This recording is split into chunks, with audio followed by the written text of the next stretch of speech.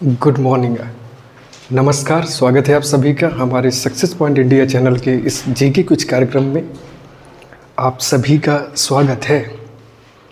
कैसे हैं आप? और प्रीवियस ईयर क्वेश्चंस जो आप कर रहे हैं, क्या आप सभी लोग इसको नोट करते हैं? क्या ये आप के एक दिवसीय परीक्षाओं के लिए क्या ये महत्वपूर्ण है ना? ऐसे हो जाता है ना कि जैसे हम अपने आप से कभी स्वयं अगर जैसे आत्म अवलोकन करें कि क्या ये हमारे लिए सही होंगे कि नहीं, हम इस क्लास में क्यों आते हैं, है ना? तो यही सारी बातें हैं। प्यारे अभ्यर्थियों, ये जो जीके कुछ क्लास है जो 11 बजे से आप सभी के सामने प्रसारित करते हैं हम अपने चैनल सक्सेस पॉइंट इंडिया के थ्रू। इस क्लास में एक दिवसीय परीक्षाओं में विगत वर्षों में पूछे गए सभी प्रश्नों का एक सीक्वेंस है, एक क्रम है, जिसमें अनेक वर्षों के और विगत वर्षों के प्रश्नों को हम इसमें शामिल करते हैं। क्लियर है? तो चलिए बिना किसी विलंब के प्रारंभ करते हैं आज की क्लास। और आज की क्लास में पहला सवाल है आपके सामने कि हमारे संविधान की प्रस्तावना में दिए गए स्वतंत्रता, समानता, बंधुत्व के विचार किस संविधान से लिए गए हैं? क्लियर है? हमारे संविधान की प्रस्तावना में दिए गए स्वतंत्रता, समानता, बंधुत्व के विचार किस संविधान से लिए गए हैं? ऑप्शन है आपके सामने ऑस्ट्रेलियन संविधान, जर्मनी, यूएसए या फिर फ्रेंच संविधान। क्लियर है? अब देखिए स्वतंत्रता, समानता और बंधुत्व। प्यारे अभ्यर्थियों, समानता, स्वतंत्रता और बंधुत्व की अगर हम बात करें तो ये फ्रांस का एक राष्ट्रीय आदर्श वाक्य है। स्वतंत्रता, समानता और भाईचारा, ये जो शब्द है, ये जो वाक्य है, ये फ्रांस का एक राष्ट्रीय वाक्य है। इस वाक्य की उत्पत्ति फ्रांसीसी क्रांति 1789 के दौरान हुई थी। इसे 19वीं सदी के अंत में तीसरे गणतंत्र के दौरान संस्थागत रूप दिया गया था। इस वाक्य को या इस ध्येय वाक्य को 19वीं सदी के अंत में तीसरे गणतंत्र के दौरान एक संस्थागत रूप दिया गया था। क्लियर है? तो कुल मिला के हम कह सकते हैं कि हमारे संविधान की प्रस्तावना में जो स्वतंत्रता, समानता और बंधुत्व के विचार हैं वो किस संविधान से लिए गए हैं? तो फ्रेंच के संविधान से लिए गए हैं, यानी फ्रांस के संविधान से। क्लियर है? प्यारे अभ्यर्थियों, वहीं बात करें ऑस्ट्रेलिया के संविधान की, तो ऑस्ट्रेलिया के संविधान से हमने लिया है समवर्ती सूचियों को। ठीक है, समवर्ती सूची जो जिसपे केंद्र संघ और राज्य दोनों मिलकर के अपना कानून बनाते हैं, उस समवर्ती सूची को हमने ऑस्ट्रेलिया से लिया है। बात करें यूएसए की, तो यूएसए से हमने लिया है मौलिक अधिकार, न्यायिक समीक्षा जिसे हम जुडिशरी रिव्यू के नाम से जानते हैं, और आपका क्या है, राष्ट्रपति पर लगने वाला एक महाभियोग। इन प्रक्रियाओं को हमने यूएसए से लिया है। क्लियर है? अगला प्रश्न है अगला कि प्राचीन भारत में जमदग्नि ऋषि का आश्रम जमानिया में था, जो वर्तमान के उत्तर प्रदेश के किस जिले में स्थित है? देखिए, लखनऊ, गाजीपुर, वाराणसी या सीतापुर।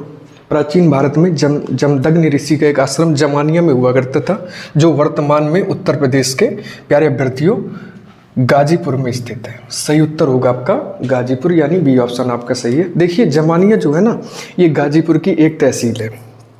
गाजीपुर जनपद का नाम सुना होगा आपने, उत्तर प्रदेश का ही है। वहाँ पे जमानिया एक तहसील है गाजीपुर की। क्लियर है? और ये गंगा नदी के तट पर है, गंगा नदी के किनारे। अगर भौगोलिक अगर स्थिति देखी जाए तो ये गंगा नदी के किनारे है। बात करें ऋषि जमदग्नि की, तो ये भगवान परशुराम के पिता माने जाते हैं। अनेक कहावतों और जनश्रुतियों के आधार पर अगर हम बात करें तो आपके भगवान परशुराम के जो पिता हैं महर्षि जमदग्नि, ये सप्त ऋषियों में से एक है। यहाँ तक क्लियर हुआ आपको? अगले प्रश्न की ओर चलें। खसरे के उपचार के लिए किस वैक्सीन का प्रयोग किया जाता है? खसरे के उपचार के लिए किस वैक्सीन यानी टीके का प्रयोग किया जाता है? MKR, MRR, MPM या MMR?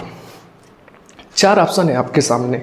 अब देखिए, खसरे के टीके के लिए कौन सी वैक्सीन का प्रयोग करते हैं? तो प्यारे अभ्यर्थियों, सही उत्तर होगा आपका MMR। कौन सा? MMR, यानी डी ऑप्शन आपका बिल्कुल सही होगा यहाँ पे। तो देखिए, खसरे के इलाज की जो वैक्सीन है MMR का उपयोग जो है, तो देखिए कंठमाला, जो रोग का नाम बता रहा हूँ मैं, कंठमाला और रुबैला जैसे रोगों के लिए होता है।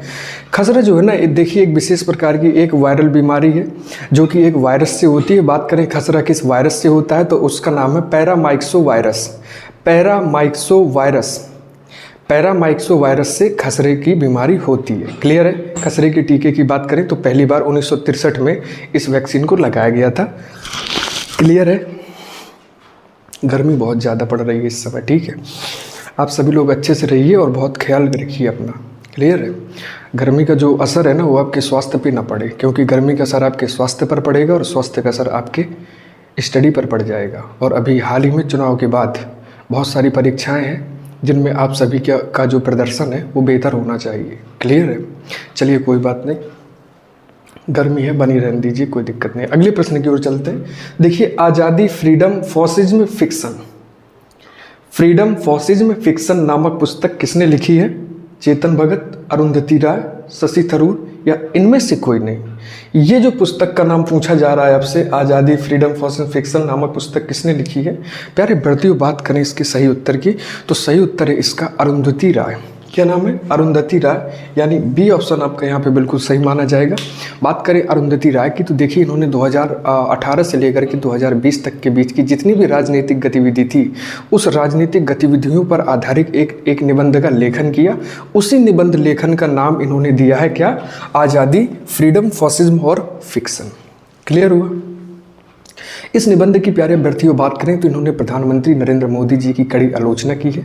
साथ ही साथ इस निबंध के अगर मुद्दों की अगर हम बात करें तो जैसे मॉब लिंचिंग है, कश्मीर समस्या है, असम का संकट है और पुलवामा अटैक है और ये जो कोविड-19 महामारी आई थी, इसमें बहुत सारे मुद्दों को लेकर के इसमें चर्चा की गई है। आपकी आज़ादी जिसका नाम है जिसका नाम है फ्रीडम फॉसिज्म और फिक्शन।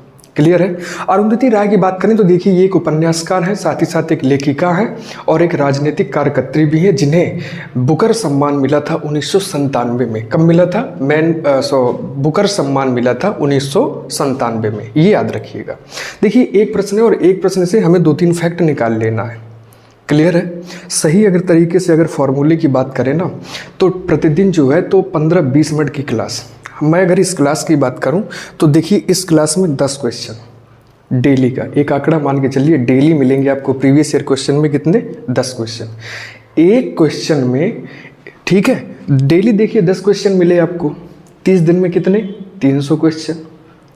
300 क्वेश्चन, एक क्वेश्चन में 4 फैक्ट निकल के आते हैं। जैसे ऐसा नहीं है कि मैं आपको क्वेश्चन बता करके उसका सीधे आंसर टिक करवा दूं और बस बात खत्म। उसमें से 4 फैक्ट निकल के आते हैं। इसका मतलब है कि 1 से 4 तो 10 से 40 फैक्ट आपके तैयार हुए। 40 फैक्ट तैयार होने का मतलब अगर एक महीने में अगर हम जोड़ें तो कितना हुआ आपका? ठीक है, आप मल्टीप्लाई करिएगा इसका कि अगर एक दिन में अगर 40 फैक्ट निकल के आ रहा है तो 10 दिन में 400, वहीं अगर एक महीने की बात करें तो 1200। क्लियर हुआ? ऐसे से आपकी स्टडी और ज़्यादा बेहतर इसमें निखार आएगा। क्लियर है? अगले प्रश्न की ओर चलते हैं। देखिए अगला प्रश्न है कि भारत में नीली क्रांति किससे संबंधित है? जूट उत्पादन, नील उत्पादन, कृषि उत्पादन, मत्स्य उत्पादन। कभी नील उत्पादन को लेकर कंफ्यूज मत होइएगा। सही उत्तर है आपका मत्स्य उत्पादन। भारत में नीली क्रांति के नाम से जानी जाती है। देखिए नीली क्रांति के दौरान प्यारे अभ्यर्थियों बात करें तो देखिए मछली पालन, मत्स्य प्रजनन, मत्स्य विपणन आदि में बहुत ज़्यादा भारी मात्रा में सुधार हुआ था जब भारत में नीली क्रांति प्रारंभ हुई। बात करें भारत में नीली क्रांति के जो जनक हैं उनका नाम है अरुण कृष्णन। क्या नाम है? अरुण कृष्णन। एक मिनट,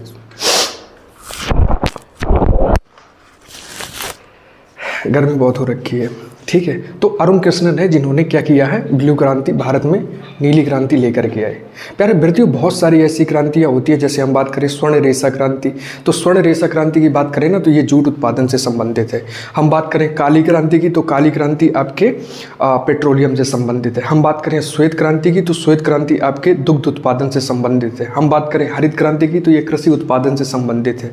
हम बात करें गुलाबी क्रांति की तो ये मांस और झींगा मछली से संबंधित है। क्लियर है? तो बहुत सारी ऐसी क्रांतियाँ होती हैं, ठीक है, जो अलग अलग चीज़ों और संसाधनों से संबंधित होती है। क्लियर हुआ? अगले प्रश्न की ओर चलते हैं। अगला प्रश्न है कि रेड डेटा बुक, जो रेड लिस्ट है, ये क्या है?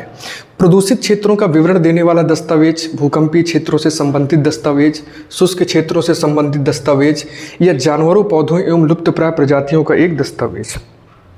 प्यारे अभ्यर्थियों बात करें रेड डेटा बुक यानी कि रेड लिस्ट की तो ये संबंधित है आपके जानवरों, पौधों एवं लुप्तप्राय प्रजातियों के दस्तावेज से, यानी कि डी ऑप्शन आपका बिल्कुल सही होगा यहाँ पे। देखिए, जानवरों, पौधों एवं लुप्तप्राय प्रजातियों, ऐसी प्रजातियाँ जो कि संकटाग्रस्त हैं, जो संकटाग्रस्त जो प्रजातियाँ हैं, इन प्रजातियों के लिए जो एक दस्तावेज जारी होता है उसे हम रेड डेटा बुक कहते हैं, यानी रेड लिस्ट कहते हैं। अब बात करें प्यारे अभ्यर्थियों, रेड लिस्ट जारी कौन करता है? तो IUCN जारी करता है। IUCN क्या है? तो देखिए एक इंटरनेशनल ऑर्गेनाइजेशन है। बात करें IUCN की तो देखिए इसका फुल फॉर्म है international union for conservation of nature. ठीक है, प्रकृति को कंजर्व करने वाला एक विशेष प्रकार का इंटरनेशनल एक संस्थान। क्लियर है? ये जो है ना, तो 1948 में इसकी स्थापना की गई थी। बात करें इसके IUCN के मुख्यालय की, तो इसका मुख्यालय है ग्लैंड, जो कि स्विट्जरलैंड में स्थित है। क्लियर है प्यारे अभ्यर्थियों? देखिए, रेड डेटा बुक के साथ साथ बहुत सारी भी बुकें होती हैं। जैसे हम बात करें ग्रीन डेटा बुक्स की, तो जो ग्रीन डेटा बुक है ये कृषि वानिकी, यानी कि आपके कृषि वानिकी से संबंधित है, एग्रीकल्चर से संबंधित है। प्यारे अभ्यर्थियों, ऐसे ही बात करें ब्लू डेटा बुक की, तो ब्लू डेटा जो बुक है ना, तो ये आपके लुप्तप्राय प्रजातियों से थोड़ा सा ऐसी प्रजातियां जो बेहतर है, ये उनके लिए होती है। ऐसी बात करें ब्लैक डेटा बुक, वो है जो कार्बन और आवश्यक संसाधनों से संबंधित होता है। क्लियर है? अगले प्रश्न पे चलते हैं। अगला प्रश्न को एक बार थोड़ा सा पढ़िएगा, जस्ट 1 मिनट प्लीज। अगले प्रश्न पर अगर हम नजर डालते हैं तो अगले प्रश्न में हम पाते हैं कि दांदोली वन्यजीव अभयारण्य भारत के किस राज्य में स्थित है? दांदोली वन्यजीव अभयारण्य भारत के किस राज्य में स्थित है? ऑप्शन है आपके सामने केरल, तमिलनाडु, तेलंगाना या कर्नाटक। प्यारे अभ्यर्थियों, बात करें दांदोली वन्यजीव अभयारण्य की, तो यह स्थित है आपके कहाँ? डी ऑप्शन, यानी कर्नाटक में स्थित है। अब देखिए, ये कर्नाटक का दूसरा बड़ा अभयारण्य है जो कि काली नदी के तट पर बना हुआ है, यानी काली नदी के तट पर स्थित है। पक्षियों के लिए विशेष प्रकार से स्पेशल एक अभयारण्य माना गया है कर्नाटक में इसको, क्योंकि इसमें 200 से भी अधिक ज्यादा प्रजाति के यहाँ पे पक्षी निवास करते हैं। क्लियर हुआ? अगले प्रश्न की ओर चलते हैं। देखिए, डेल्टा निर्माण किस प्रक्रिया का परिणाम है? तो देखिए, डेल्टा निर्माण किस प्रक्रिया का परिणाम है? डी ऑप्शन आपका बिल्कुल सही होगा, यानी निक्षेपण का परिणाम है। अब मान के चलिए कि डेल्टा जो है ना, तो देखिए नदी के मुहाने पर बहाकर लाए गए अवसादों का जो एक निक्षेपण जो जम जाता है, डेल्टा कहलाता है। आपने बहुत अच्छे से पढ़ा होगा इसको, बिल्कुल सिंपल सा एक क्वेश्चन है आपके सामने।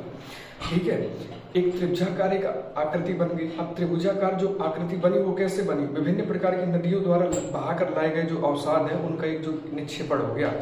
ठीक है, तो त्रिभुजाकार एक आकृति बन गई। अब ये कहलाई क्या? आपकी डेल्टा। ठीक है, डेल्टा की बात करें तो डेल्टा नामक जो नामकरण है ना, ये हेरोडोटस ने किया था सबसे पहले। ठीक है, उन्होंने नामकरण किया था कि ये जो त्रिभुजाकार आकृति है ये क्या है? ये डेल्टा। प्यारे बच्चों, एक फैक्ट बताता हूँ आपको। डेल्टा बनाने वाली नदियां, इसे हमेशा याद रखिएगा, ऐसी नदियां जो डेल्टा बनाती हैं, जैसे गंगा है, ब्रह्मपुत्र है, गोदावरी है, कृष्णा है, कावेरी है, महानदी है, ये नदियां डेल्टा बनाती हैं। अब हम बात करें कि जो डेल्टा नहीं बनाती है, तो नताशा, जो डेल्टा नहीं बनाती नदियां नताशा, जैसे नर्मदा, ताप्ती, साबरमती, नताशा। क्लियर है? ये डेल्टा नहीं बनाती है। क्लियर हुआ? अगले प्रश्न की ओर चले तो देखिए, अगला प्रश्न है कि विश्व प्रेस स्वतंत्रता सूचकांक 2024 में भारत का स्थान क्या था? अभी हाल ही में आपने देखा होगा कि विश्व प्रेस स्वतंत्रता दिवस मनाया गया। इसमें से जो सूचकांक जो इंडेक्स जारी हुआ 2024 का, इसमें भारत का कौन सा स्थान था? तो प्यारे अभ्यर्थियों, सही उत्तर है आपका बी ऑप्शन, यानी 159वां स्थान था। प्यारे अभ्यर्थियों, पिछले वर्षों की रिपोर्ट की अगर बात करें तो भारत की रैंक 161 थी। 2023 की बात करें, विश्व प्रेस स्वतंत्रता सूचकांक 2023 की, इसमें भारत की रैंक आपकी 161 थी। ठीक है, लेकिन अब ये सुधर करके 159 हो गई है। यानी कि हालांकि भारत ने क्या किया है कि भारत तुर्की, पाकिस्तान और श्रीलंका से अभी भी पीछे है। क्लियर है? सुरक्षा में देखिए मामूली सुधार के बावजूद और अन्य संकेतकों में स्कोर में जो गिरावट आई है, उससे प्रेस की स्वतंत्रता के लिए चुनौतियों का एक संकेत है कि भारत में जो प्रेस है, प्रेस की स्वतंत्रता को लेकर के एक चैलेंज है, ये चुनौती है। 161 से लेकर के 159वीं रैंक पर आना कुछ खास सुधार तो नहीं, पर यह सुधार के एक संकेत अवश्य है। अगला प्रश्न देखते हैं। तो पेंशन विभाग ने हाल ही में सरकारी सेवानिवृत्त लोगों के लिए एक ऑनलाइन पोर्टल लॉन्च किया। इस पोर्टल का नाम क्या है? अपयुक्त पोर्टल, वृद्धि पोर्टल, भविष्य पोर्टल या फिर विकास पोर्टल। प्यारे अभ्यर्थियों, आप सभी लोग स्क्रीनशॉट लीजिएगा और सही उत्तर है प्यारे अभ्यर्थियों आपका कि अभी हाल ही में जो पेंशन विभाग ने जो सरकारी सेवानिवृत्त लोगों के लिए एक ऑनलाइन पोर्टल लॉन्च किया है उसका नाम है, क्या नाम है उसका? भविष्य पोर्टल। प्यारे अभ्यर्थियों, बात करें तो देखिए, पेंशन विभाग ने सरकारी सेवानिवृत्त लोगों के पेंशन भुगतान और स्वीकृतियों पर नजर रखने के लिए भविष्य पोर्टल नाम का एक ऑनलाइन पोर्टल लॉन्च किया है। ये जो पोर्टल है ये आपके स्टेट बैंक ऑफ इंडिया, ये आपके बैंक ऑफ बड़ौदा, ये आपके पंजाब नेशनल बैंक, ये आपके बैंक ऑफ कैनरा यानी कि कैनरा बैंक से इन सभी बैंकों के साथ स्वीकृत किया गया है। क्लियर है इतना? प्यारे अभ्यर्थियों, ये था हमारा आज का, ये सी ऑप्शन आपका बिल्कुल सही, भविष्य पोर्टल। ये था आज का हमारा कुछ कार्यक्रम। प्यारे अभ्यर्थियों, मिलते हैं आपसे कल फिर से इसी समय। तब तक के लिए अपना ख्याल रखिएगा। नमस्कार, धन्यवाद।